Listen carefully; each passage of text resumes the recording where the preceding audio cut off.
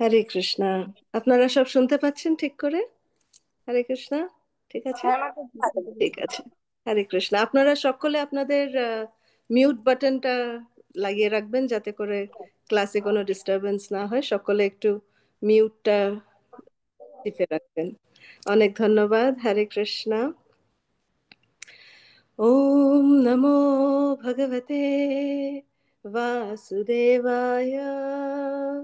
ओम नमो भगवते वासुदेवाय। ओम नमो भगवते वासुदेवाय। ओम अज्ञानतिमिरान्धस्य ज्ञानाञ्जनशलाकया चक्षुरुन्मिलितं येन तस्मै श्रीगुरवे नमः। नमो विष्णुपदाय कृष्णपृष्ठाय भूतले श्रीमते राधनाथ स्वामीनिति नामिने। नमः ॐ विष्णुपदाय कृष्णपृष्ठाय भूतले श्रीमते जयपताक स्वामीनिति नामिने।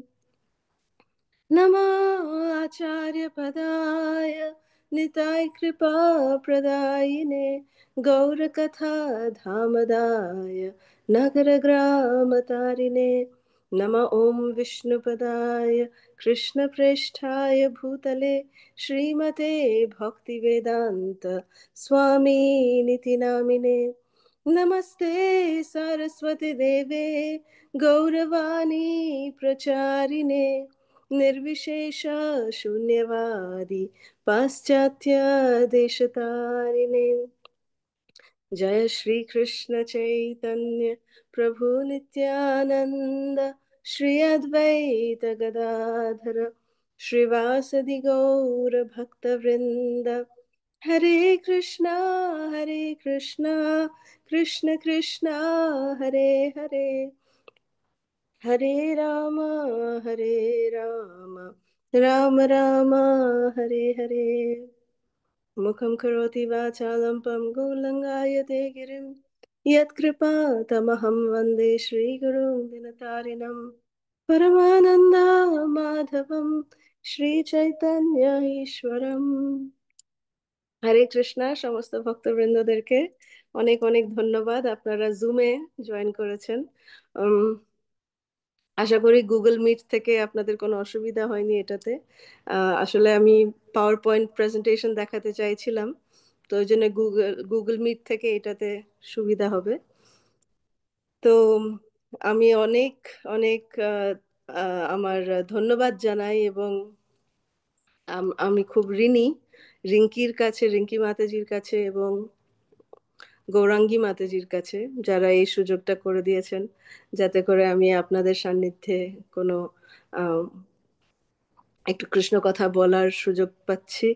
এবং আহ, শ্রী গৌরাঙ্গা মহাপ্রভুর এই দিব্য শিক্ষা, এটা আমিও শুনতে পারবো এবং আপনারাও একটু শ্রবণ করে যদি আপনারা একটু উম, উন্নতি, মানে যদি আপনাদের লাভ হয়, তাহলে আহ, আমার ভক্তি জীবনে একটু উন্নতি হবে।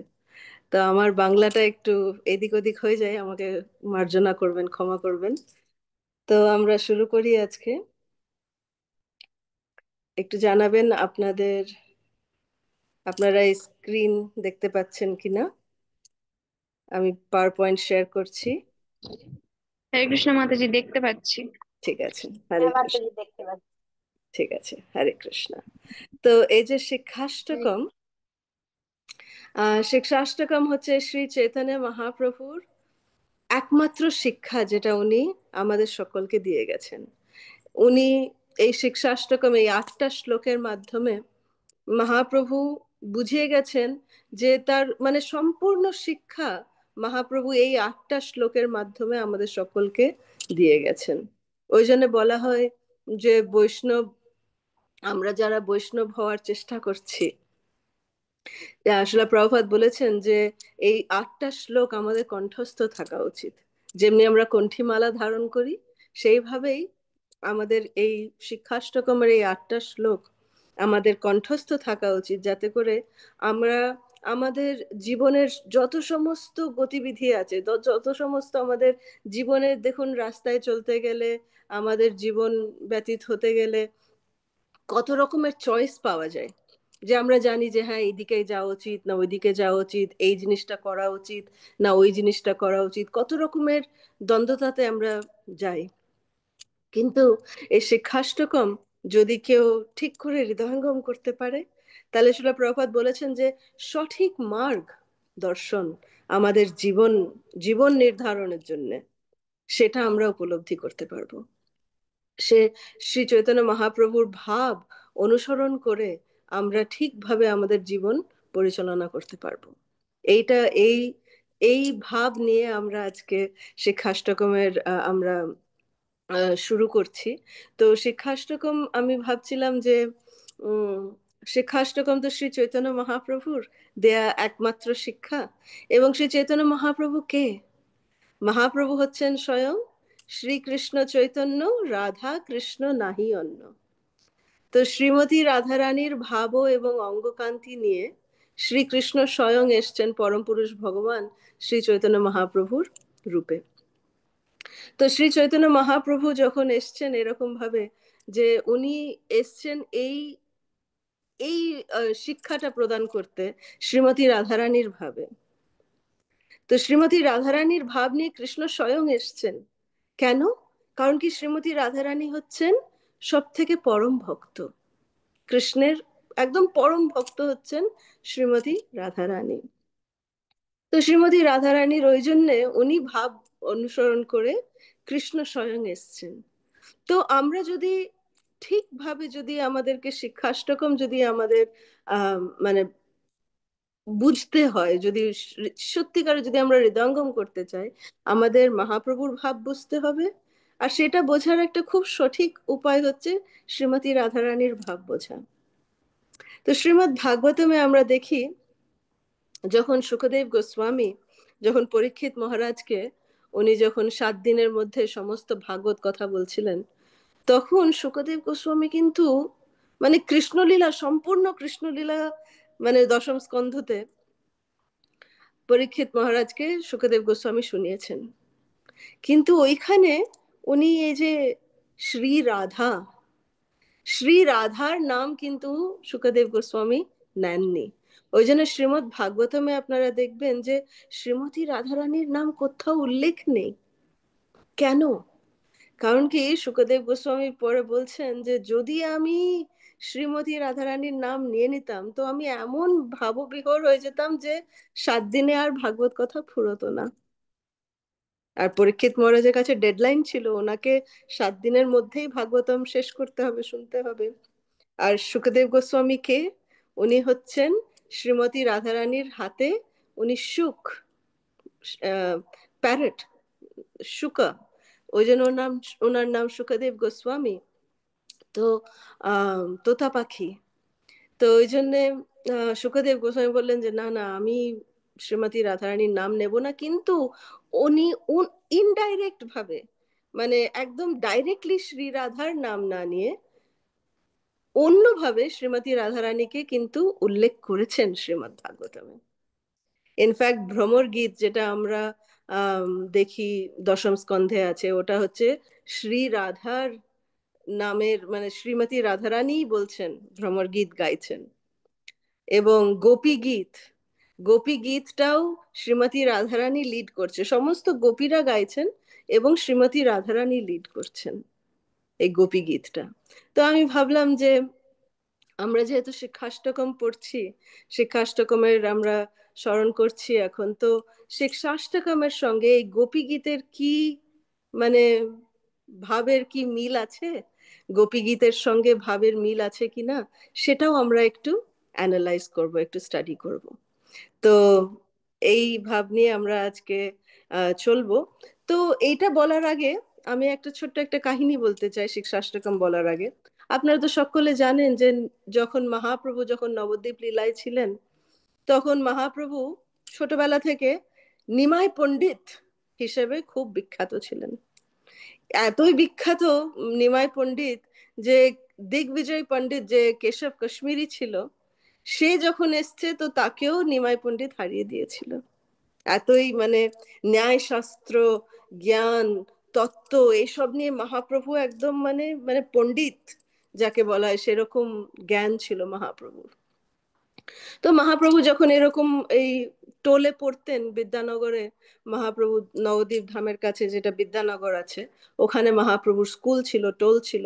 তো মহাপ্রভু ওখানে যেতেন, নিমাই পণ্ডিত ওখানে যেতেন পড়াশোনা করতে। তো মহাপ্রভুর সঙ্গে তখন তার একটা বন্ধু ছিল, তার নাম ছিল রঘুনাথ। তো রঘুনাথ খুব ভালো ছিল, ন্যায়শাস্ত্রতে খুব ভালো ছিল। তো একবার কি হয়েছে, মহাপ্রভু আর রঘুনাথ গঙ্গা পার হয়ে তারপরে ওরা স্কুলে যাবে। তো একদিন ওরা দুজনেই গঙ্গা পার হচ্ছিল।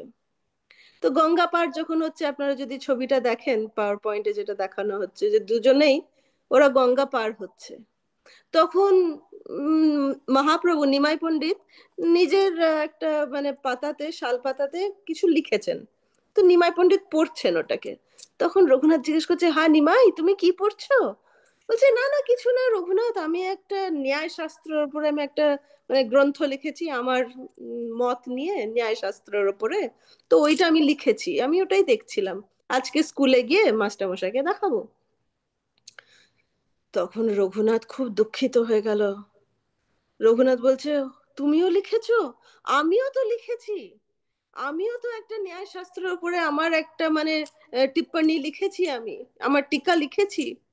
তো রঘুনাথও দেখছে, আর রঘুনাথ তখন মনে মনে ভাবছে, বলেনি, মানে মুখ ফুটে বলেনি, মনে মনে রঘুনাথ ভাবছে যে হায় হায়, নিমাই পণ্ডিত ন্যায়শাস্ত্রের উপরে লিখেছে, আমিও ন্যায়শাস্ত্রের উপরে লিখেছি, কিন্তু নিমাই পণ্ডিত তো কেশব কাশ্মীরিকে হারিয়ে দেওয়া, দিগ্বিজয় পণ্ডিতকে হারিয়ে দেওয়া মতন পণ্ডিত।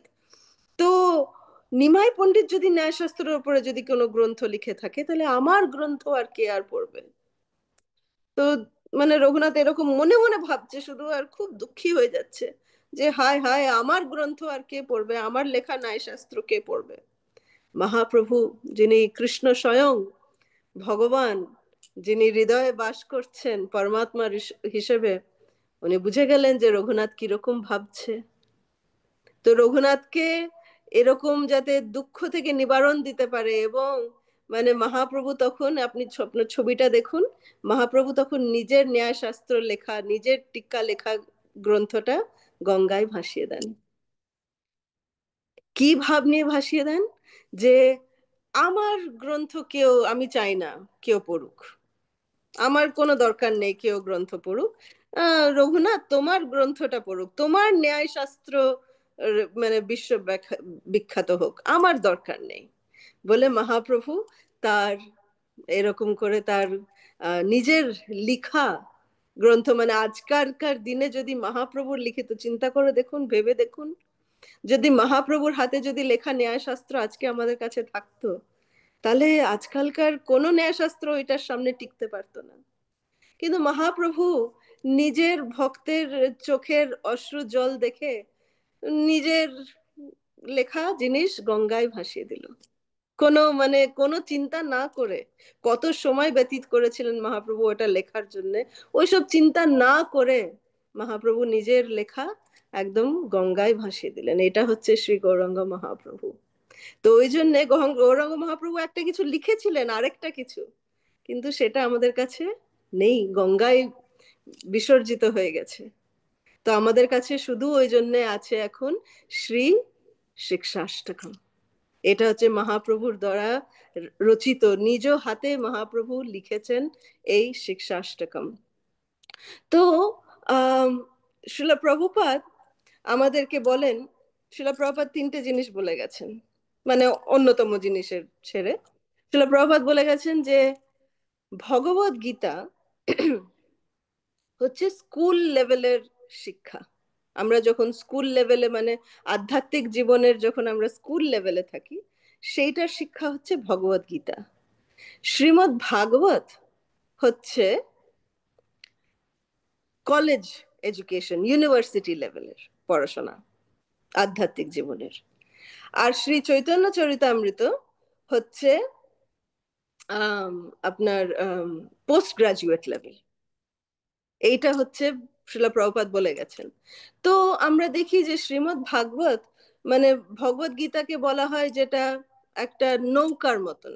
এই যে ছবিটা দেখতে পাচ্ছেন, যে ভগবত গীতা একটা নৌকার মতন, যেটা আমাদের এই জড়জগৎ থেকে, এই জড়জগৎ রূপী সমুদ্র থেকে আমাদেরকে নিয়ে যাবে ভালো করে সুরক্ষাভাবে।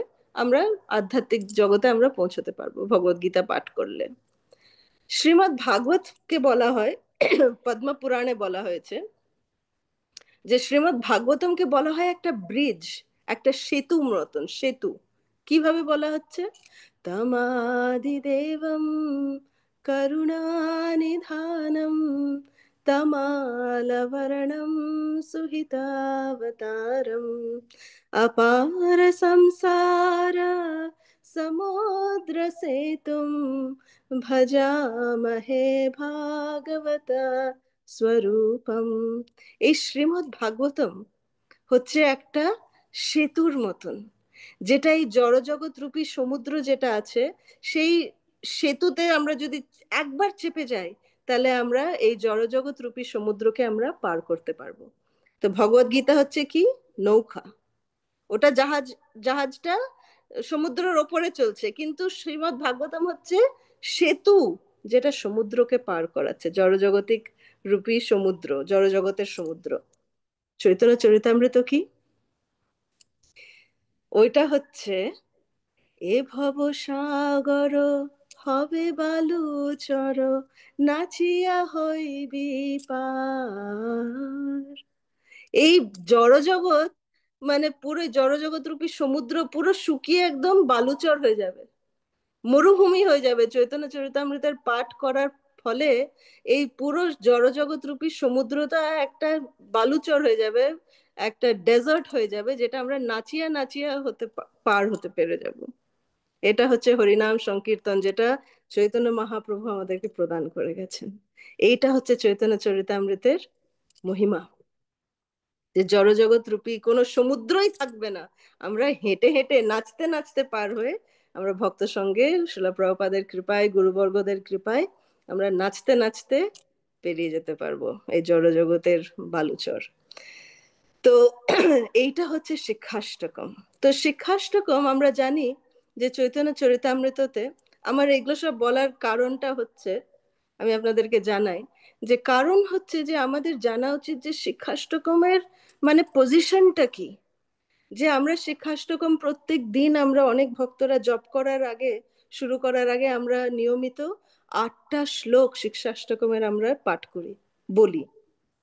তো একটা তোতা পাখির মতন টাটা টাটা টাটা টাটা টা বললে শুধু হলো না, মানে তার অর্থ জেনে তাকে হৃদয়ঙ্গম করে ভালো করে নিজেদের জীবনে উপয়োগ যাতে আমরা করতে পারি, সেইটার জন্য আমরা আজকে এটা পাঠ করছি। কিন্তু সেইটা জানার জন্যে যে শিক্ষাষ্টকমের আসল মহিমাটা কি, সেইটা জানার জন্য আমাদের একটু একটু আগে থেকে আমাদের একটু মানে জানা উচিত।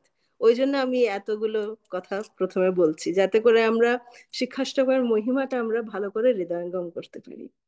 তো আমরা জানি যে শিক্ষাষ্টকম আদিলীলা, মানে চৈতন্য চরিতামৃত তো আদিলীলা, মধ্যলীলা এবং অন্ত্যলীলা, 3টে খণ্ড আছে।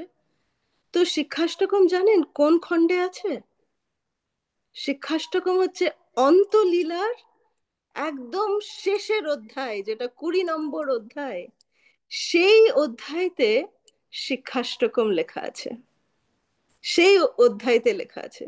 তো আমরা বুঝতে পারি যে চৈতন্য চরিতামৃত তো post graduate PhD level study, Srila Prabhupada বলেছেন। কিন্তু ওই পিএইচডি লেভেলেরও টপ মোস্ট মানে একদম চরম সীমাতে যেটা আলোচনা করা হয়েছে, কৃষ্ণদাস কবিরাজ গোস্বামী যেটা বলেছেন, সেটা হচ্ছে এই শিক্ষাষ্টকম শেষের অধ্যায়, মানে অন্তলীলার একদম শেষের অধ্যায় 20 নম্বর অধ্যায়তে এই শিক্ষাষ্টকমের উল্লেখ করা আছে। তো এখানে বলা হচ্ছে শিক্ষাষ্টকমে যে মহাপ্রভু এই 20 নম্বর অধ্যায়টা যখন শুরু হচ্ছে, মহাপ্রভু বলছে যে, মানে কৃষ্ণদাস কবিরাজ গোস্বামী উল্লেখ করছেন যে মহাপ্রভু একদম দিব্য ভাবে সবসময়, মানে ওই রসে সবসময় মহাপ্রভু ডুবে থাকতেন। একদম খুব তীব্র বিপ্রলম্ব ভাব মহাপ্রভু অনুভব করতেন এই সময়ে। আর মহাপ্রভু তখন একদম বিপ্রলম্ব ভাবে, শ্রী রাধে, কৃষ্ণ, তোমরা কোথায়, কোথায়, এইরকম বলে শুধু মহাপ্রভু কান্না করতেন। তো চৈতন্য চরিতামৃতের এই অন্তলীলাতে 20 নম্বর অধ্যায়ের 3 নম্বর শ্লোক থেকে একটু পাঠ করছি। ওখানে কৃষ্ণদাস কবিরাজ গোস্বামী বলছেন, স্বরূপ রামানন্দ এই দুই জন শোনে, রাত্রি দিনে রাসগীতা শ্লোক আস্বাদনে। যে মহাপ্রভু মানে রাত দিন এই দুই বন্ধুর সঙ্গে মহাপ্রভু শ্লোক আস্বাদন করতেন। তো কি শ্লোক?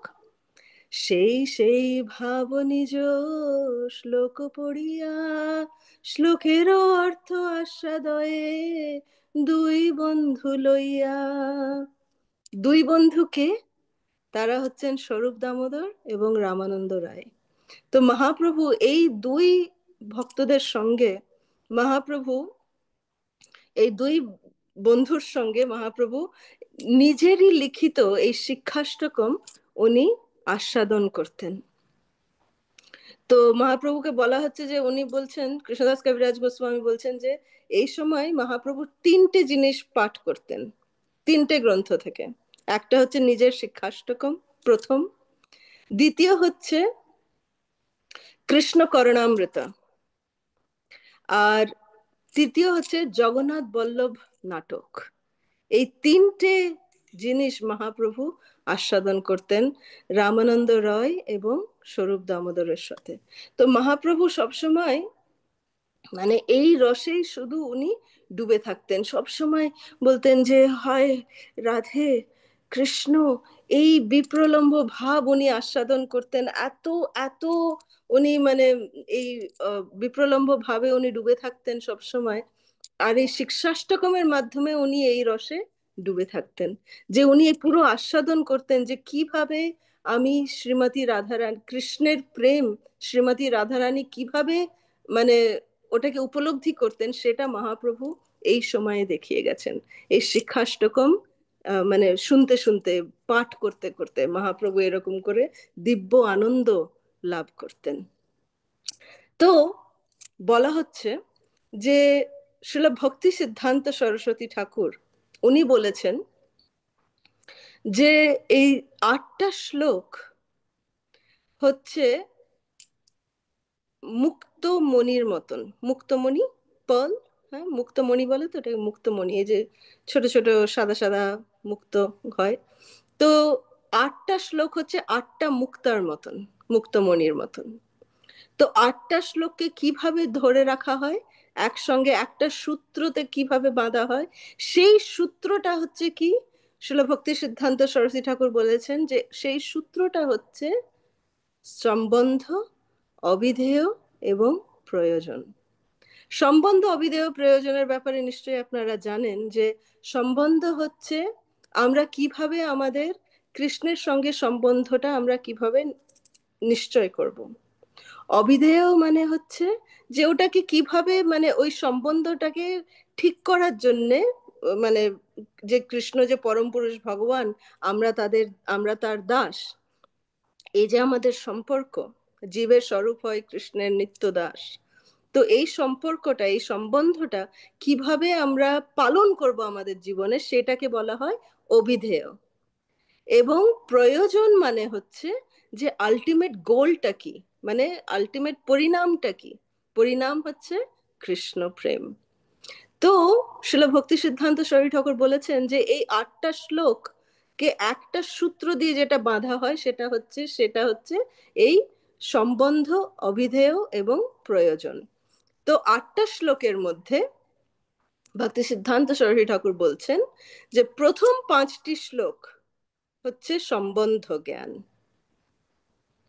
প্রথম 5টি শ্লোক শিক্ষাষ্টকমের হচ্ছে সম্বন্ধ জ্ঞান। অভিধেয় হচ্ছে সমস্ত 8টা শ্লোক হচ্ছে অভিধেয়,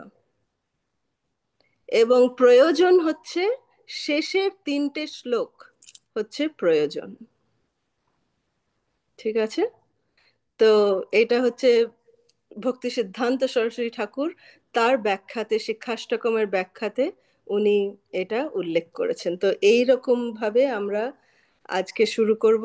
তো যেহেতু আমি বলছিলাম যে এইটা হচ্ছে পুরো গোপী গীতের মতন, একদম শ্রীমতী রাধারানী এবং গোপীদের ভাব অনুসরণ করে আমরা এই শিক্ষাষ্টকম পাঠ করার চেষ্টা করব, বোঝার চেষ্টা করব, হৃদয়ঙ্গম করার চেষ্টা করব।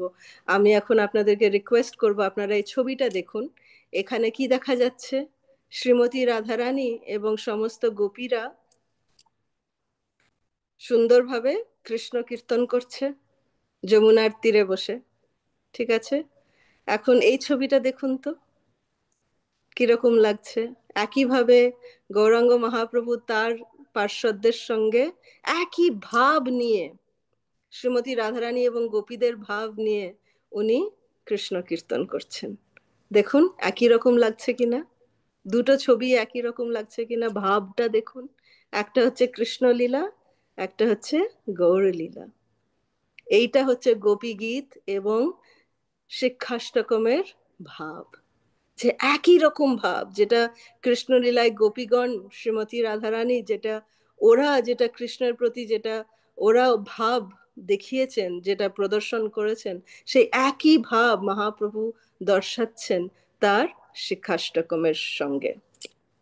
এই ছবিটাতেও আপনারা দেখতে পারেন শ্রী শ্রী রাধাকৃষ্ণ সুন্দরভাবে গোপীদের সঙ্গে নৃত্য করছেন, এবং এখানেও গদাধরের সঙ্গে, যিনি শ্রীমতী রাধারানীর অংশ প্রকাশ, মহাপ্রভু কীর্তনে নৃত্য করছে শ্রীবাস অঙ্গনে।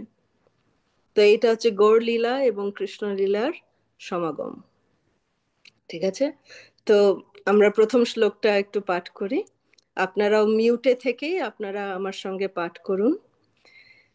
चेतोदर्पणमार्जनं भवमहा दावाग्निर्वापनम् श्रेयाकैरवचन्द्रिका वितरणम् विद्यावधू जीवनम् आनन्दाम्बुधिवर्धनं प्रतिपदं पूर्णामृता स्वादनम् सर्वात्मास्नपनं परं विजयते श्रीकृष्ण संकीर्तनम्। তো এইখানে এই প্রথম শ্লোকটিতে শ্রী চৈতন্য মহাপ্রভু, রামানন্দ রয় এবং আহ স্বরূপ দামোদর সঙ্গে যখন উনি বসে, যখন এই প্রথম শ্লোকটি যখন মহাপ্রভু আস্বাদন করতেন, তখন মহাপ্রভু মাঝখানেই, মানে স্বরূপ দামোদর এরকম সুন্দরভাবে উনি গাইতেন এবং মাঝখানেই মহাপ্রভুকে থামিয়ে দিয়ে বলতেন, এই রামানন্দ, এই স্বরূপ দামোদর, তোমরা জানো, তোমরা জানো যে এই হরিনাম সংকীর্তন হচ্ছে কলৌ পরম উপায়, এই কলিযুগের পরম উপায় হচ্ছে হরিনাম সংকীর্তন। যে সমস্ত ধরনের যত আমাদের যত মানে প্রবলেম আছে, যত কষ্ট আছে, যত মানে এই কলিযুগে সকলে পরেশান, একদম মানে খুব দুঃখিত, কিন্তু এটার সলিউশন কি? এটা কিভাবে আমরা নিস্তার পাবো এখান থেকে?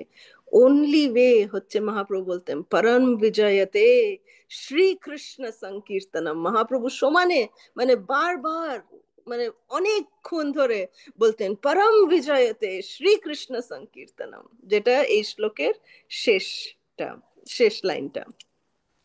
তো মহাপ্রভু এখানে বোঝাচ্ছেন প্রথম শ্লোকটার দ্বারা, যে আপনারা স্ক্রিনে দেখতে পারেন যে এই শ্লোকটার মাধ্যমে দেখানো হচ্ছে যে হরে কৃষ্ণ মহামন্ত্রের জপের সঙ্গে 7 রকমের বেনিফিট পাওয়া যায়। কি আমরা উপলব্ধি করতে পারি হরে কৃষ্ণ মহামন্ত্রে হরিনাম সংকীর্তনের কি কি ভালো জিনিস আছে, কি কি আমরা উপলব্ধি হতে পারে। প্রথম জিনিস যেটা হচ্ছে সেটা হচ্ছে চেতো দর্পণ মার্জনম।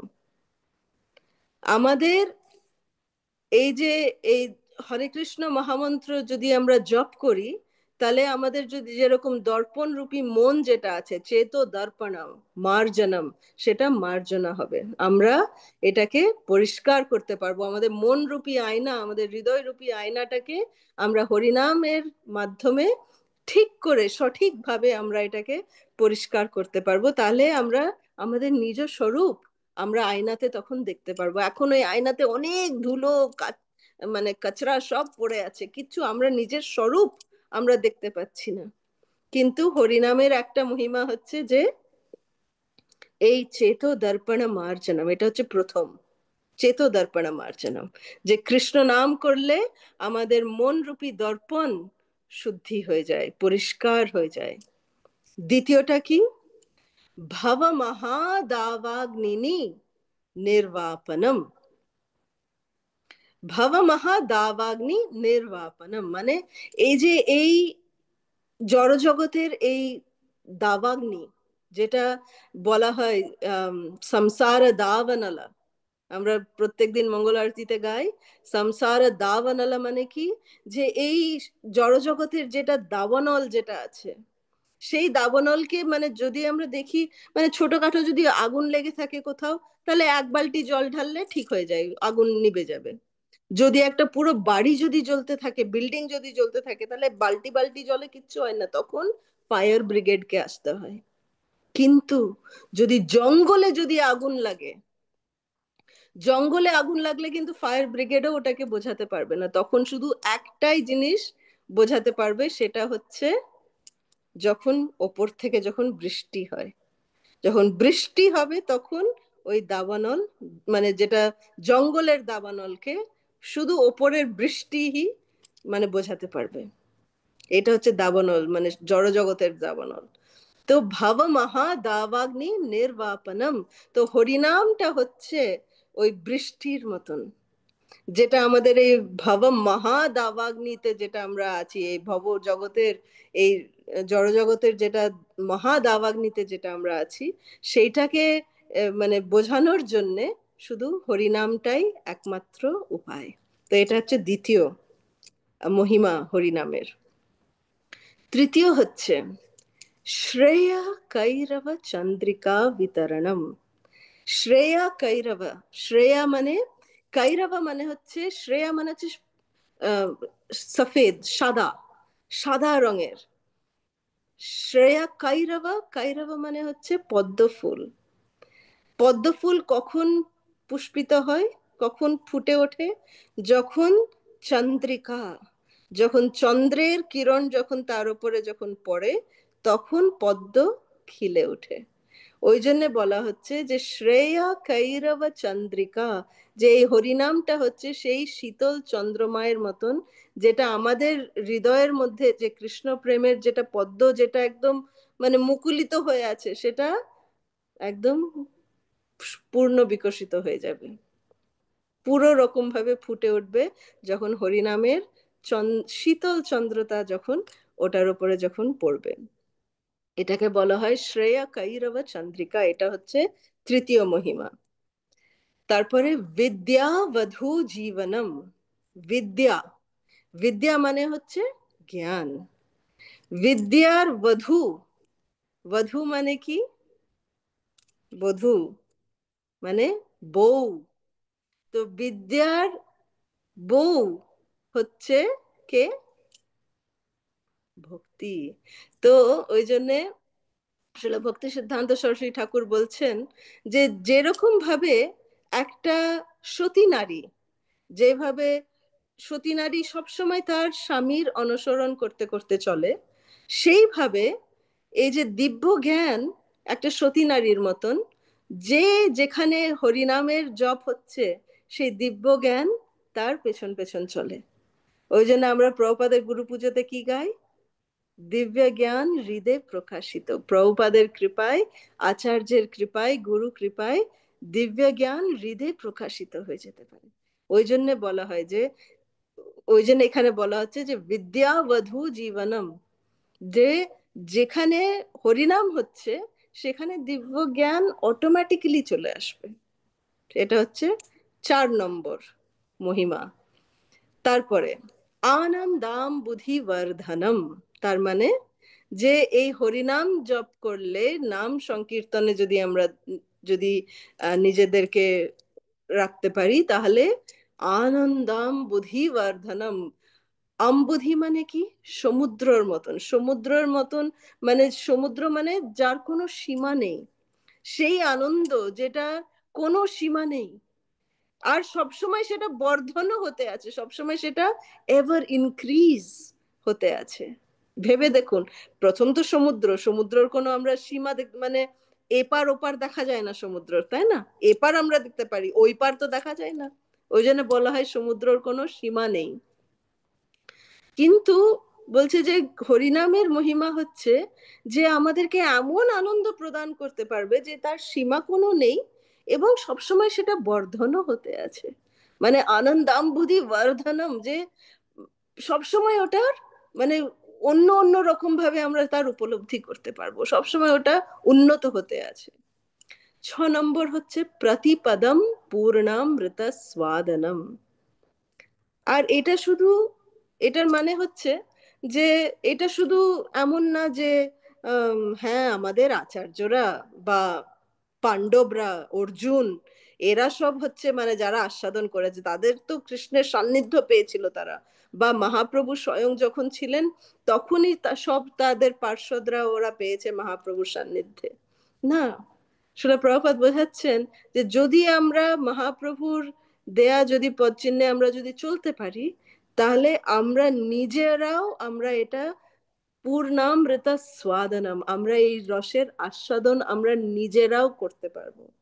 প্রতি পদে পদে আমাদের ভক্তি জীবনের প্রতি পদে পদে আমরা এই ভক্তি রস আস্বাদন করতে পারবো। ওই জন্য আমরা দেখি অনেক সময় এরকম প্রশ্ন আসে ভক্তদের কাছ থেকে, ও যখন আমরা ভক্ত সঙ্গে থাকি, যখন আমরা মন্দিরে যাই, ভক্ত সঙ্গ করি, ভালো ভালো ক্লাস শুনি, ভালো ভালো কীর্তন শুনি, তখন আমরা খুব উৎসাহী থাকি, দিয়ে তারপরে যখন বাড়িতে চলে আসি তখন আমাদের উৎসাহ চলে যায়। কেন এটা হয়? এটা হচ্ছে ভক্ত ভক্ত সঙ্গের মহিমা, যে প্রতিপদম পূর্ণামৃত আস্বাদনম, আমরা আস্বাদন করছি। তো সেই ভক্ত সঙ্গটাকে কিভাবে আমরা নিজেদের, যখন আমরা বাড়িতেও ফিরে আসছি তখন কিভাবে আমরা ওটাকে মানে একদম ওই হাই পয়েন্টে রাখতে পারবো, সেটাই হচ্ছে মহাপ্রভুর শিক্ষা। ঠিক আছে, এটা হচ্ছে 6 নম্বর। আর 7 নম্বর হচ্ছে সর্বাত্মাস্নপনম, মানে আমরা এই যে রস আস্বাদন করে আমরা একদম মানে চিন্তা করুন যে যদি কেউ মরুভূমিতে মানে শুধু হাঁটতে আছে, হেঁটে যাচ্ছে হেঁটে যাচ্ছে, জলের খুব তেষ্টা পাচ্ছে কিন্তু জল নেই, কোথাও জল নেই, তখন যদি মানে বৃষ্টি পড়ে, তখন একটু জলটা পান করে কিরকম মনে হয়? আহ, জীবনদায়িনী, জীবন ফিরে পেলাম, এরকম মনে হয়। তো হরিনাম হচ্ছে সেরকম, যে আমরা আমাদের কত মানে কোটি কোটি জীবন আমরা কাটিয়ে গেছি হরিনাম ছাড়া, কিন্তু এই জন্মে যখন আমরা হরিনাম ঠিকভাবে করব, তখন ওরকম এত স্যাটিসফ্যাকশন, মানে পূর্ণতা, তৃপ্তি এরকম লাভ হয় যখন আমরা ঠিকভাবে যখন হরিনাম সংকীর্তন করি। তো এইটা হচ্ছে এই 7টা এফেক্ট যেটা হয় পরম বিজয়তে শ্রীকৃষ্ণ সংকীর্তনম, যে শ্রীকৃষ্ণ সংকীর্তন করলে এই 7টা ইফেক্ট আমরা আমাদের নিজের জীবনে আমরা এটা উপলব্ধি করতে পারবো। এটা হচ্ছে মহাপ্রভুর শিক্ষা। তো পরম বিজয়তে শ্রীকৃষ্ণ সংকীর্তনম। তো আমরা তো বলছিলাম যে এই প্রথম শ্লোকটা মানে আমরা প্রত্যেকটা শ্লোক, আমি এটা দিয়ে শেষ করব আজকে, দিয়ে আমরা প্রশ্ন উত্তর নেব কিছু, যে আমরা এই প্রথম শ্লোকটা কিভাবে গোপী গীতের সঙ্গে কিভাবে এটা রিলেশনটা কি, এটার সংযোগটা কি, কিভাবে আমরা এটাকে ভাবটা একইভাবে বুঝতে পারবো। তো প্রথম শ্লোকটা গোপী গীতের যদি আপনারা মানে পড়েছেন বা শুনেছেন, সেটা হচ্ছে দশম স্কন্ধ থেকে। গোপীরা বলছেন, গোপ্যৌচুঃ জয়তি তেধিকम् जन्मना व्रजा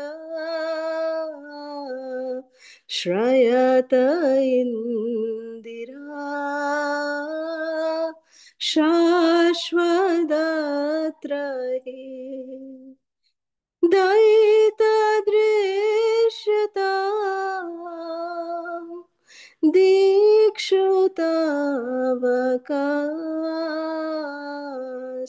त्वयि धृता सवास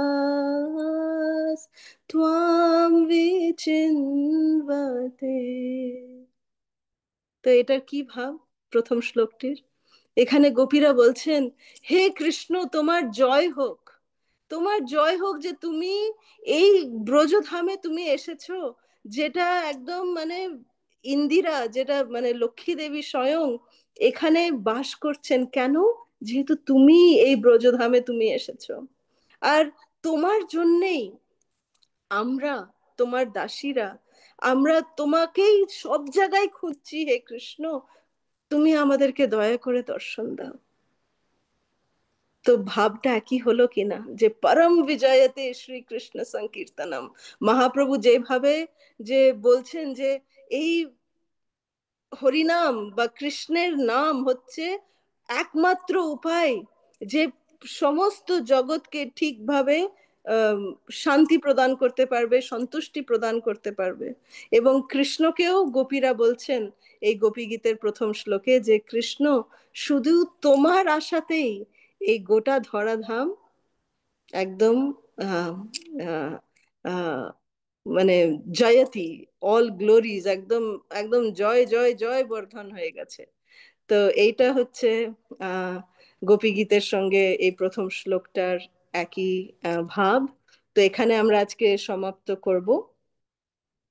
আহ আপনাদের যদি কোনো প্রশ্ন থাকে, আমি রিকোয়েস্ট করব রিঙ্কি মাতাজিকে, যে রিঙ্কি মাতাজি এক একজন করে, আপনারা যেহেতু মানে অনেকে আছেন এখানে, আমরা চাই যে সকলে একটা করে মানে চান্স পাক, যে আপনারা প্রশ্ন জিজ্ঞেস করতে পারেন। তো আপনারা হ্যান্ড রেজ করতে পারেন, এখানে নিচে হ্যান্ড রেজ করার অপশন আছে।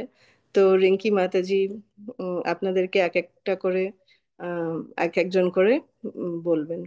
আর আমি তাদের প্রশ্ন, আপনারা আনমিউট করে আপনারা আপনাদের প্রশ্ন জিজ্ঞেস করতে পারেন। হরে কৃষ্ণা, শিল প্রভুপাদ কি জয়। হরে কৃষ্ণ দিদি, প্রণাম। হরে কৃষ্ণা, হরে কৃষ্ণা গৌরাঙ্গী মাতাজি। হরে কৃষ্ণ, প্রণাম। তো অনেক অনেক মানে ধন্যবাদ দিলে ভুল হবে। জগন্নাথকে অনেক ধন্যবাদ যে তুমি এত সুন্দর করে বোঝালে। মনে হচ্ছে আজকে মানে সারা রাত এভাবে শুনি একই শ্লোকের ব্যাখ্যা, মানে অসাধারণ হয়েছে। আর যেটা দুটো জিনিস রিলেটেড, এটা একটু জিজ্ঞাসা করছি। যেমন তুমি ওখানটায় ওই শ্রেয় কৈরব চন্দ্রিকা, যেটা তুমি লোটাস দিয়ে একটু এক্সাম্পল দিয়ে বোঝালে, এই হুম জায়গাটা একটু আরেকবার শুনতে চাইছি। এটা একটা। আর সেকেন্ড হচ্ছে যেটা বললে যে সবাই যেটা আমরা বলি, যে আমাদের অ্যাসোসিয়েশনের ফলে আমরা ক্লাস শুনে আসছি বা মন্দির থেকে বাড়ি আসার পরে সেটা এনথুজিয়াজমটা থাকছে না। তো সেটা হুম। তুমি বললে সেটা একদম মানে তুঙ্গে থাকবে, কিন্তু তারপর তুমি আর এটা পরে আর বললে না। এই দুটো জিনিস আমি একটু জানতে চাইছিলাম। নিশ্চয়ই। তো শ্রেয়া প্রণাম। ভৈরবা চন্দ্রিকা আম, হচ্ছে বেসিক্যালি হরিনামের একটা ইফেক্ট। যে হরিনাম জপ করলে কি হয়, যে যেরকম ভাবে সাদা পদ্ম, চন্দ্রের কিরণ যখন সাদা পদ্মের ওপরে পড়ে, তখন ওই পদ্মটা প্রস্ফুটিত হয়ে যায়, মানে ফুটে ওঠে। তো সেইভাবেই আমাদের কনসিয়াসনেস, আমাদের চেতনা একদম মানে সংকুচিত রূপে আছে, মানে একদম ঢাকা আছে আমাদের চেতনা। কিন্তু এই চেতনার ওপরে যখন আমরা হরিনামের, যখন চন্দ্রমা যখন এই আহ, মানে বদ্ধ চেতনার ওপরে যখন পড়ে, তখন সেই চেতনাটা পূর্ণ বিকশিত হয়ে যেতে পারে। এটা হচ্ছে শ্রেয়া কৈরব চন্দ্রিকা বিতরণম। এটা মহাপ্রভু বোঝাচ্ছেন is one of the effects of chanting. মানে চ্যান্টিং এর একটা ইফেক্ট হচ্ছে এই শ্রেয়া কৈরব চন্দ্রিকা, আমাদের চেতনা পূর্ণ বিকশিত হয়ে যায় হরিনামের চন্দ্রিকার ফলে। এটা হচ্ছে অ্যানালজি। এবং দ্বিতীয় প্রশ্নটা আপনার ছিল যে কিভাবে আমরা আমাদের এনথুজিয়াজমটা আমরা ঠিকভাবে বজায় রাখতে পারি। সেটার উত্তর হচ্ছে যে যেটা আমরা শুনছি, হ্যাঁ, যখন আমরা ভক্ত সঙ্গে আছি, যখন আমরা শুনছি, তখন ভক্তদের ক্লাস যখন শুনছি বা ভক্তদের সঙ্গে যখন আছি, তখন আমরা খুব এনথুজিয়াস্টিক থাকি, খুব আমাদের উন্নতি মানে খুব ভালো লাগে তখন। কিন্তু যখন আমরা একা একা বাড়িতে থাকি তখন সেই এনথুজিয়াজমটা থাকে না। কেন? সেটার কারণ হচ্ছে যে আমরা সেটাকে ধরে রাখতে পারছি না। কারণ কি, আমরা এটার জন্য একটা খুব সুন্দর একটা গল্প আছে। একটা গল্প বলি। গল্পটা হচ্ছে যে একটা রাজা ছিল, রাজার সামনে একটা মূর্তিকার এসছে। তো মূর্তিকার 3 রকমের মূর্তি নিয়ে এসছে। দিয়ে 3 রকমের মানে কৃষ্ণ, কৃষ্ণর মূর্তি, কিন্তু তিনটে মূর্তি এনেছে, কিন্তু দেখে মনে হচ্ছে যে একই রকমের কৃষ্ণ, কিন্তু তিনটে মূর্তি আছে। তো মূর্তিকারটা বলছে যে মহারাজ, এটা কিন্তু 3রকমের মূর্তি, দেখে মনে হবে কৃষ্ণর মূর্তি, কিন্তু 3 রকমের মূর্তি, বলুন তো কি পার্থক্য? রাজা সকলে এসে দেখছে দেখছে, কিন্তু কেউ মানে হুবহু তিনটে মূর্তি, কিন্তু একই রকম ভাবে দেখতে, মানে যেরকম ভাবে এরকম মাথায় করা ময়ূর পুচ্ছ যা আছে, এক একটা বিগ্রহ এক এক রকমেরই দেখতে, একই রকমের দেখতে তিনটেই, কোনো পার্থক্য বোঝা যাচ্ছে না। তখন একটা খুব চতুর মন্ত্রী ছিল ওই রাজার আহ, সঙ্গে। তো ওই মন্ত্রীটা একটা ওয়ার নিয়ে আসলো। দিয়ে ওয়ার নিয়ে এসে একটা মূর্তির কান দিয়ে ঢুকালো। দিয়ে কান দিয়ে ঢুকালো, তখন দেখলো যে এই কান দিয়ে বেরিয়ে গেল ওই ওয়ারটা। ঠিক আছে। দ্বিতীয় মূর্তির এমনি করে ঢোকালো, আবার একটা কান দিয়ে ঢোকালো, দিয়ে আর কোথা দিয়েও বেরোচ্ছে না, ওখানেই থেকে গেল, মানে কোনো আর ফুটো নেই বের করার। তৃতীয় মূর্তির এখান দিয়ে বার করলো, ঢুকালো ওয়্যারটা, একটা কান দিয়ে ঢোকালো, ওইটা মুখ দিয়ে বেরিয়ে গেল। তো বললো যে এই নিন মহারাজ, এটা হচ্ছে আপনার 3টে পার্থক্য। তখন মূর্তিকার বললো, হ্যাঁ হ্যাঁ হ্যাঁ ঠিক আছে, এটাই 3টে পার্থক্য, কিন্তু বলো তো এটার মানে কি? তো মানেটা হচ্ছে খুব খুব সুন্দর, মানে যে ওই মন্ত্রীটা বলল যে হ্যাঁ মহারাজ, দেখুন 3 রকমের লোক হয়। এক ধরনের লোক হচ্ছে যারা এক কান দিয়ে শোনে, দিয়ে তাদের মধ্যেই থেকে যায়, কোনো কিছু মানে ওরা আর কিছুই মানে বেরো করে না, তাদের মধ্যেই থেকে গেল ওই জিনিসগুলো, কথাগুলো। আরেক রকমের হয় যারা এক কান দিয়ে শোনে, আরেক কান দিয়ে বার করে দেয়। দিয়ে কিন্তু সব থেকে বেস্ট কারা? যারা এক কান দিয়ে শোনে, কিন্তু তারা মুখ দিয়ে বার করে সেই কথাগুলোই, মানে কি, রিপিট করে সেই কথাগুলো। তো শিলা প্রভুপাদের এটাই তো শিক্ষা, যে আমরা যা শ্রবণ করব সেটা যদি আমরা কীর্তন করি, সেটাই যদি আমরা মানে আমাদের আমাদের যদি কেউ আমাদের কাছে শোনার না থাকে, তাহলে আমরা নিজেরাই যদি ওটাকে ঝালাই।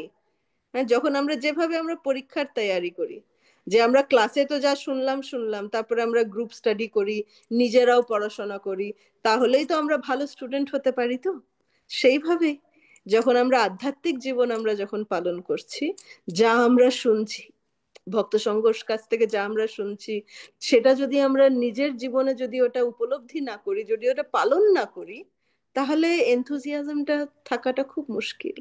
যদি আমরা ওই ওই এক কান দিয়ে শুনলাম আর এক কান দিয়ে বার করে দিলাম, আর ওই জন্য বাড়িতে এসে কিছুই হচ্ছে না, তারপরে বা এক কান দিয়ে শুনলাম আর ভেতরেই রেখে দিলাম, কিছুই হবে না, সেটাও অনেক সময় লাগবে কিছু হতে। তো ওই জন্য আমাদের এক কান দিয়ে শুনে মুখ দিয়ে বার করতে হবে ওটাকে, তাহলে সেই শিক্ষাটাকে আমরা ঝালাতে পারবো, রিভিশন সবসময় করতে পারবো। ওটাকে বলে প্র্যাকটিস, ওটাই হচ্ছে সাধনা ভক্তি। ওইভাবে এনথুজিয়াজমটা আমরা ধরে রাখতে পারবো। আশা করি আপনার প্রশ্নের উত্তর ঠিক আছে মাতাজি। হরে কৃষ্ণ।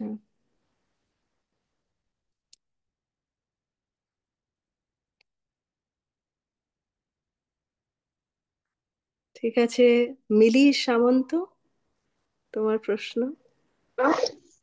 হরে কৃষ্ণ মাতাজি, প্রণাম। মাতাজি, আপনাকে অনেক অনেক ধন্যবাদ এত সুন্দর ক্লাস দেওয়ার জন্য। তো আমার কোয়েশ্চেন হচ্ছে, 4 নাম্বার যে পয়েন্টটা ছিল মাতাজি, হুম সেখানে আপনি উদাহরণ দিয়েছিলেন যে সতী নারীর সঙ্গে মানে বিদ্যাবধূ এখানে। হুম। তো ওই আরেকবার যদি কৃপা করে বলতেন ভালো হতো। নিশ্চয়ই। আহ মানে ভক্তি সিদ্ধান্ত সরস্বতী ঠাকুর বোঝাচ্ছেন যে যেরকম, মানে একটা উদাহরণ, যে যেমনি সতী নারী সবসময় তার স্বামীর অনুসরণ করে, মানে স্বামীর পেছন পেছন যায়, তো সতী নারী একজন সবসময় স্বামীর পেছনে পেছনে যায়, মানে ওই স্ত্রী কখনো স্বামীর ছাড়া থাকে না, এটা হচ্ছে মেন জিনিস।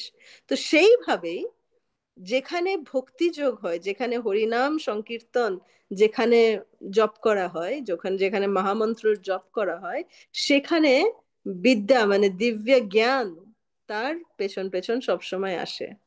তো ওই জন্য সেটা বলা হচ্ছে যে আম, মানে অনেকে বলে যে ও আমি তো অত পড়াশোনা করতে পারি না, আমার কি করে আমি অত শ্লোক মুখস্থ করব, বা আমি তো অত পড়াশোনাই জানি না, আমি তো অশিক্ষিত, আমি কি করে অত জানবো।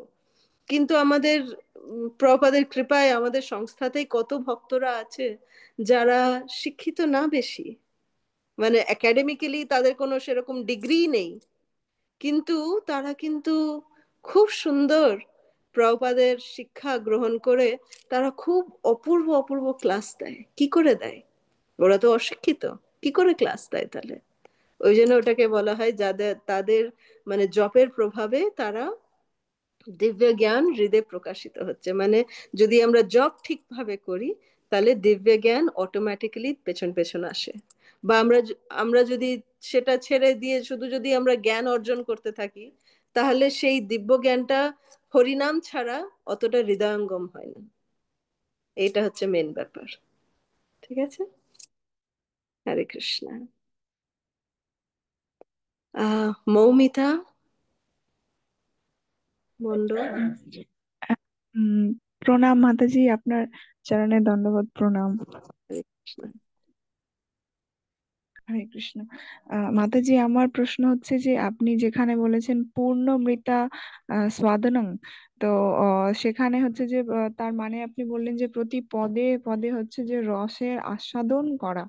তো আমার প্রশ্নটা হচ্ছে যে আমরা কি এতটা যোগ্য, মানে শ্রী চৈতন্য মহাপ্রভু স্থান অনেক অনেক উঁচু, কারণ তিনি মহাপ্রভুর আহ উম, শ্রীকৃষ্ণ এবং রাধার যুগল রূপ হিসেবে এসেছেন, এবং শ্রীকৃষ্ণ এবং রাধারানীও তাদের স্থান অনেক অনেক উঁচু। তো সেই হিসেবে আমরা যদি আমরা মেলাই, তাহলে আমাদের স্থান অনেক অনেক নিচু, মানে পরমাণু সদৃশ আমরা জীবাত্মা। তো সেই হিসেবে কি আমরা এতটা যোগ্য যে সেই রস আস্বাদন আমরা জীবনে করতে পারবো বা করবার অধিকারী আমরা? মানে কখনো নিজেকে এত পতিতা মনে হয় যে পারবো কি পারবো না, মানে খুব কঠিন লাগে এই ব্যাপারগুলো। তো আমার সেটাই প্রশ্ন যে কি করে আমরা তাহলে পূর্ণ মৃতা সাধন করব। হুম। আম, আমাকে একটা কথা বলুন আপনি, যে আপনি যদি কোনো সময় ভালো মায়াপুর মন্দিরে কীর্তন অ্যাটেন্ড করেছেন বা কোনো ক্লাস অ্যাটেন্ড করেছেন, কোনো গুরুবর্গদের বা কোনো সিনিয়র ভক্তদের আপনি যদি ক্লাস অ্যাটেন্ড করেছেন, আপনার তখন কিরকম উপলব্ধি হয়েছে, কিরকম লেগেছে?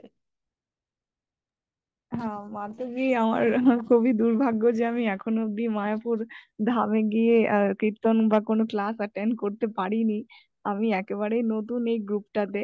তো এখান থেকে, মানে আমি বাড়ি হচ্ছে মালদায়, তো আমার এখান থেকে হচ্ছে যে সব শুরু এখানে ক্লাস অ্যাটেন্ড করা। তো আমি মালদা ইস্কন কাছাকাছি, তো সেখান থেকে আমি অনেকগুলো ক্লাস অ্যাটেন্ড করেছি, আর বেশিরভাগ আমি অনলাইনে করতে পেরেছি। খুব ভালো, তাহলে অনলাইন সেটা তো আরোই ভালো। অনলাইনে আপনি মায়াপুরের কীর্তন কোনো অ্যাটেন্ড করেছেন বা আপনি সিনিয়র ভক্তদের ক্লাস অ্যাটেন্ড করেছেন, তখন কিরকম উপলব্ধি হয়েছে আপনার? হ্যাঁ, আমি রাজাপুর ধামের যিনি সিনিয়র ডেভোটি আমাদের শ্রী নির্মল চৈতন্য প্রভু, আমি তার ক্লাস অ্যাটেন্ড করেছি। আমার খুব ভালো লেগেছে, আমার ক্লাস শুনতে আমার খুব ভালো। স্পেশালি আপনার ক্লাস তো আমার মানে মিস করা যাবে না, এত ভালো লাগে আমার ক্লাসগুলো।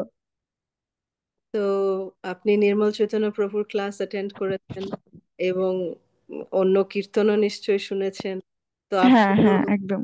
আস্বাদন করেছেন, তাই না? হ্যাঁ হ্যাঁ তো করেছি। তাহলে তো সেই সুযোগ মহাপ্রভু দিয়েছেন আপনাকে। তো ওই জন্যে এইটা এমনই একটা জিনিস যে হ্যাঁ, যে মহাভাব যেটা, মহাভাব স্বরূপিণী শ্রীমতী রাধা ঠাকুরানী। তো সেই মহাভাবটা শুধু মাধবেন্দ্র পুরীপাদ এবং শ্রীমান মহাপ্রভু ওরাই শুধু আস্বাদন করতে পারে, সেই পরম ভাব। ইভেন গোপীরা ওটা আস্বাদন করতে পারে না, কারণ কি ওটা শুধু শ্রীমতী রাধারানীর ক্যাটাগরির। ওইটা হচ্ছে মানে ওটা হচ্ছে পরম ভাব, একদম মহাভাব স্বরূপিণী শ্রীমতী রাধা ঠাকুরানী যেনাকে বলা হয়। তো ওইটা আমরা কেউ আস্বাদন করতে পারবো না, কিন্তু তার ছিটে ফোঁটা যেগুলো পাওয়া যায়, মানে শ্রীমতী রাধারানী থেকে যেগুলো ছিটে ফোঁটাগুলো যেগুলো পাওয়া যায়, সেগুলো পেলেও আমাদের জীবন ধন্য। যেটা মহাপ্রভু এই শ্লোকে যেগুলো উল্লেখ করেছেন, যে সর্বাত্মাস্নপনম পরম বিজয়তে শ্রীকৃষ্ণ সংকীর্তনম। আপনি দেখবেন জপ করার সময় যদি আমরা ঠিকভাবে জপ করি, তাহলে সেদিন আমরা যদি এক মালাও যদি আমরা ঠিক করে জপ করি না, হৃদয় থেকে একটা মানে খুব স্যাটিসফ্যাকশন একটা ভাব আসে। উফ, আজকে না খুব ভাল লাগলো জপ করে, না খুব ভাল লাগলো, খুব স্যাটিসফ্যাকশন লাগলো, তাই না? মনে হয় এটা। তো ওটাই হচ্ছে রস আস্বাদন করা। তো ওই জন্যে আমরা যদি আহ প্রভুপাদ বলেছেন, শিলা প্রভুপাদ বলেছেন যে যদি আমরা চৈতন্য মহাপ্রভুর আহ দ্বারা পরিচালিত এই ভক্তি পথে যদি আমরা এগিয়ে যেতে পারি, ঠিকভাবে যদি আমরা এগিয়ে যেতে পারি ভক্ত সঙ্গে ভালোভাবে, তাহলে আমরা এই রস আস্বাদন অবশ্যই করব, অবশ্যই করব। তো কোনো ডাউট নেই। ঠিক আছে, হরে কৃষ্ণ। ধন্যবাদ। হরে কৃষ্ণ মাতাজি। হরে আহ, রিং। আমি ইন্টারফেয়ার করছি। মাতাজি, হ্যাঁ, আমি আমার ইন্টারনেটের প্রবলেম ছিল, ওই জন্য আমি বলতে পারছিলাম না কাউকে যে কে হ্যান্ড রাইজ করছে, কিছু দেখতে পাচ্ছিলাম না। আচ্ছা আচ্ছা, কোনো ব্যাপার না রিঙ্কি, নো প্রবলেম। সর্বপালিকা, রাধিকা, তোমার প্রশ্ন আছে? হ্যাঁ, হরে কৃষ্ণ, প্রণাম মাতাজি। হরে কৃষ্ণ। মাতাজি, মানে অনেক এরকম যারা জব করছে নতুন নতুন বা ফ্যামিলিতে, না আমিও নতুন, কিন্তু তাও ওনারা বলে যে মাতাজি আমাদের ঘরে তো আহ, আমার প্রভু বা এনারা জব করছেন, সকালের মধ্যে জব কমপ্লিট করে দেয়, সব করে দেয়, কিন্তু হয়তো 16 থেকে 18 মালা কোনো কোনো দিন জব করে, কিন্তু ভক্তি পথে তো মাতাজি সেই রকম আমি একাই করে যাচ্ছি, আমাকে সেরকম ওইভাবে সহযোগিতা বা ওইরকম আমি পাচ্ছি না। বা আমি একটু ভক্ত সঙ্গ করতে চাই, তো বাড়িতে ভক্তদের ডাকতে চাই, বা উনি বলছেন না আমি আর একটু সময় নিই, আর একটু সময় নিই, কিন্তু বলছে মাতাজি জবের দিক দিয়ে উনি একদম ঠিক, অনেকে জব করে নিচ্ছে, কিন্তু ওরা ভক্তি পথে এগোতে গেলে তখনই অনেক বিভিন্ন ধরনের ওরা দেখায়, এরকম অনেক ফ্যামিলি বলে না না মাতাজি জব কমপ্লিট হয়ে যায়, জব কমপ্লিট হয়ে যায়, কিন্তু আদার্স দিকে মাতাজি দাঁড়ান দাঁড়ান, মাতাজি একটু সময় লাগবে, এরকম অনেকে বলে। তো এই ক্ষেত্রে মাতাজি ঠিক ওদেরকে প্রশ্ন মানে উত্তরটা কিভাবে, মানে আরো এনথুসিয়াস্টিক কি করবো, যে ওরা জিজ্ঞেস করে মাতাজি কি করা উচিত বা কি করব, তো এই প্রশ্নের উত্তর কিভাবে হ্যান্ডেল করা যায় মাতাজি, যে জব তো ঠিক করছে কিন্তু বাকি সেবার ক্ষেত্রে বা বাকি আমাকে সহযোগিতা ওইভাবে ক্ষেত্রে ওইগুলোর দিকে বলছে না টাইম লাগবে, ভক্তদেরকে ডাকতেও একটু টাইম লাগবে, বা যা কিছুই একটু সময় লাগবে আস্তে আস্তে। হ্যাঁ, তাহলে আস্তে আস্তে আমাদের সময় দেওয়া উচিত। আম, যতটা ওরা জব করছে তার জন্য ওদেরকে এনকারেজ করা, ওদেরকে ওদেরকে বাহবা দেয়া। শিলা প্রভুপাদ এটা উনি দেখিয়ে গেছেন নিজের জীবনেও। যখন কেউ নতুন ভক্তরা যদি ওরা শিলা প্রভুপাদের কাছে আসতো, ওরা বলতো যে শিলা প্রভুপাদ আমি আজকে 2 মালা জপ করেছি, শিলা প্রভুপাদ ওদের ব্যাপারে ক্লাসে পর্যন্ত বলতো আজকে এই এই অমুক ভক্ত এত মালা জপ করেছে। তো সে এত উৎসাহী হয়ে যেত যে ও প্রভুপাদ আমাকে ভালো বলেছেন। তো ওইভাবে আমাদেরকে মানে ভালো ব্যবহারে, আমাদের উৎসাহী ব্যবহারে আমরা মানে ভক্তদেরকে এনকারেজ করলে, তাহলে তখন আর তাদের সমস্যাটা বোঝা, তাদের সঙ্গে ভালো করে কথা বলা, বা আমরা যদি না বুঝতে পারি তাহলে অন্য সিনিয়র ভক্তদের সঙ্গে তাদেরকে কানেক্ট করা এবং তাদেরকে ওইভাবে গাইডেন্স দেয়া, সেটা আমাদের করা উচিত ঠিকভাবে, পার্সোনালি। থ্যাংক ইউ মাতাজি, প্রণাম। আর অন্য কোনো প্রশ্ন? হরে কৃষ্ণ মাতাজি, প্রণাম। হরে কৃষ্ণ। মাতাজি, আমি আমি হ্যান্ড রাইজ এর অপশনটা খুঁজে পাচ্ছিলাম না, মানে সরাসরি বলছি। হ্যাঁ, বলুন। মাতাজি, আপনি একটা জায়গায় বলছেন যে মহাপ্রভু সব সময় তিনটি রস আস্বাদন করতেন। যে তিনটি রস কি কি বলেছিলেন আরেকবার বলুন না।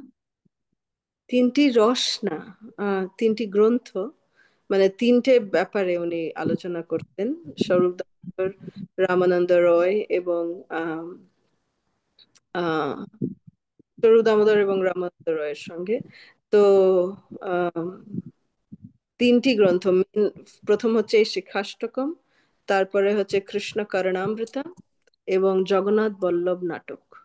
এই তিনটে গ্রন্থ থেকে উনি পাঠ করতেন। আচ্ছা, থ্যাংক ইউ মাতাজি, প্রণাম। ধন্যবাদ। হরে কৃষ্ণ। Thank you. আর অন্য কোনো প্রশ্ন? হ্যাঁ, প্রেম ভক্তি মাতাজি বলুন।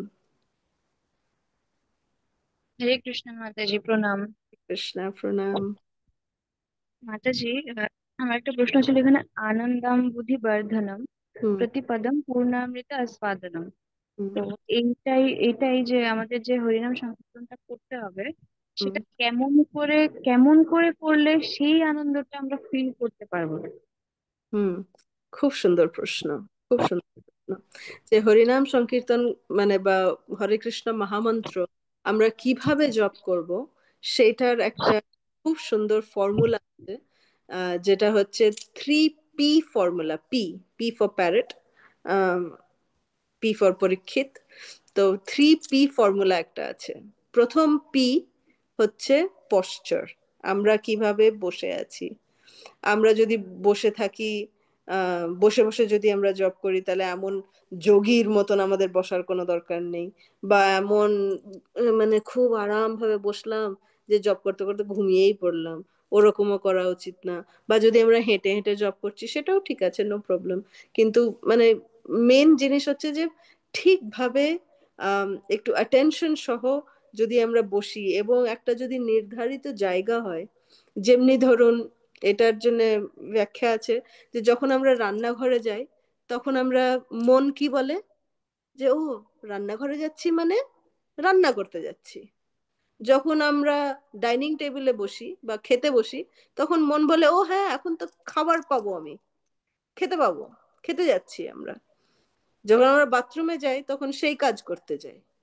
তো সেই রকম মানে যেমনি এক একটা জায়গার একটা নির্ধারিত কাজ আছে, সেরকমই যদি আমরা জপের জন্য একটা যদি নির্ধারিত স্থান যদি আমরা মানে প্রত্যেক দিনের জন্য আমরা যদি নির্ধারিত করে দিই, তখন আমাদের মন আমাদের খুব সহযোগী হয়ে যায় যে ও এই জায়গায় বসে গেছি, তার মানে এখন জপ করতে হবে বাবা, এখন হচ্ছে জপের সময়।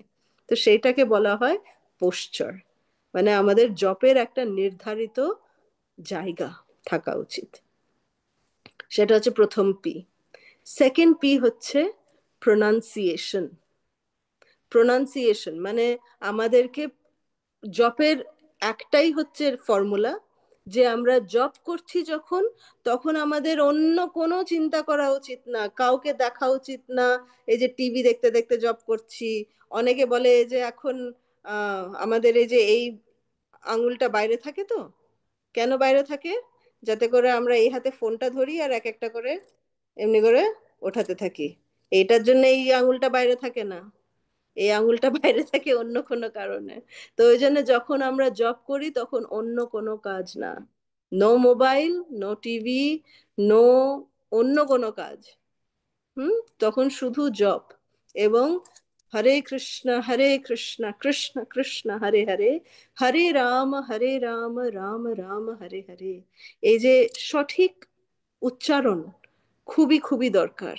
অনেকে জপ করে মানে তাড়াতাড়ি জপ করার জন্য হরে কৃষ্ণ কৃষ্ণ রাম রাম হরে হরে, হরে কৃষ্ণ কৃষ্ণ রাম রাম হরে হরে, হরে কৃষ্ণ রাম রাম হরে হরে, হরে কৃষ্ণ রাম রাম হরে হরে। তখন কৃষ্ণ বলবে এ কি বলছে রে ভাই, আমাকে তো ডাকছে না, অন্য কাউকে ডাকছে। কৃষ্ণ এটাই বলবে।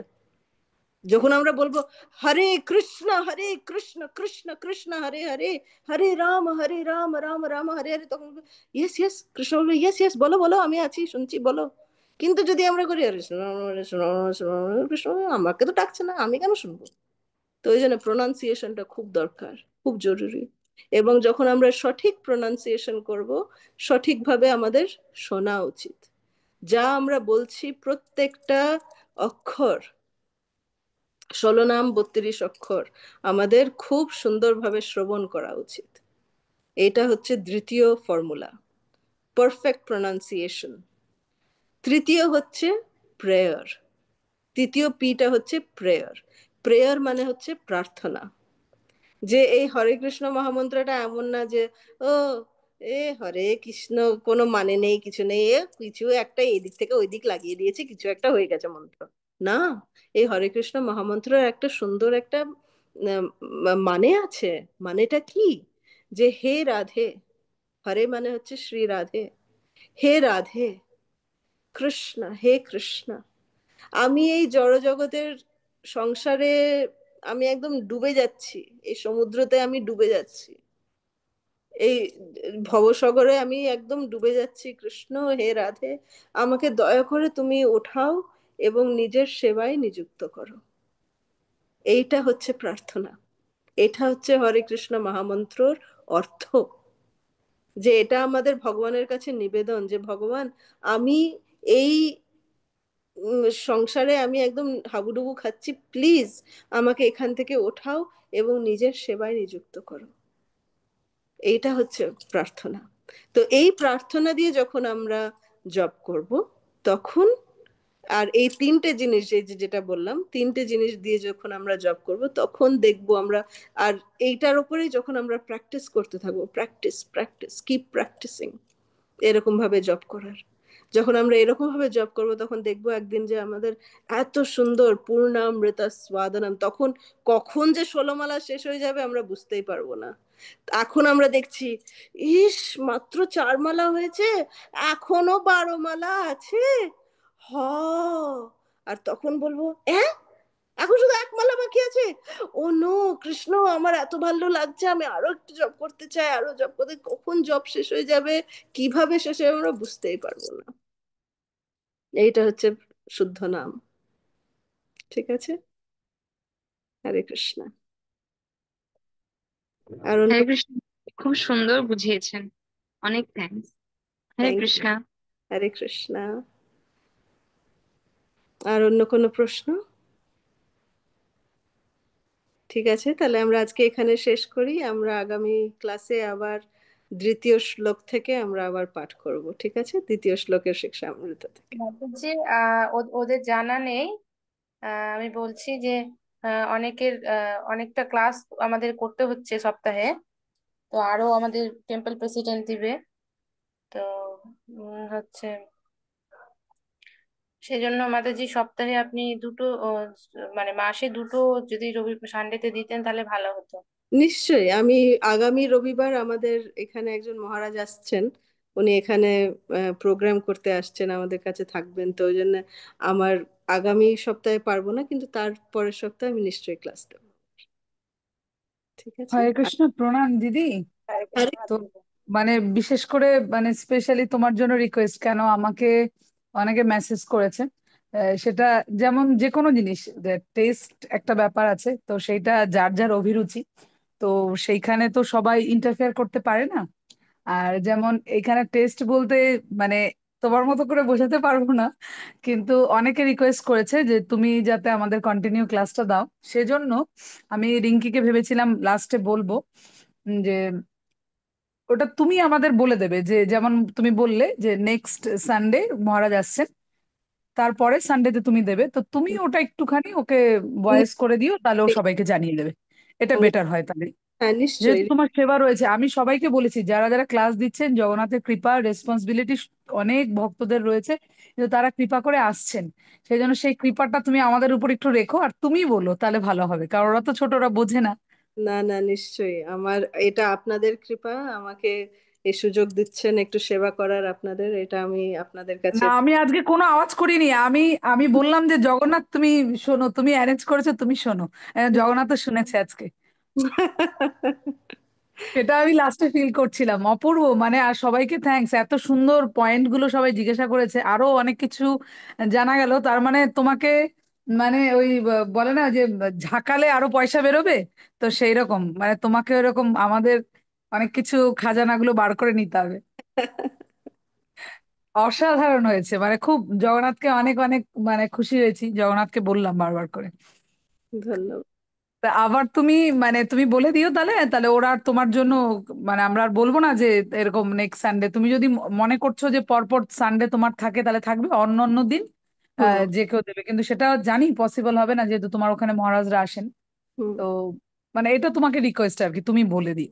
নিশ্চয়ই নিশ্চয়ই।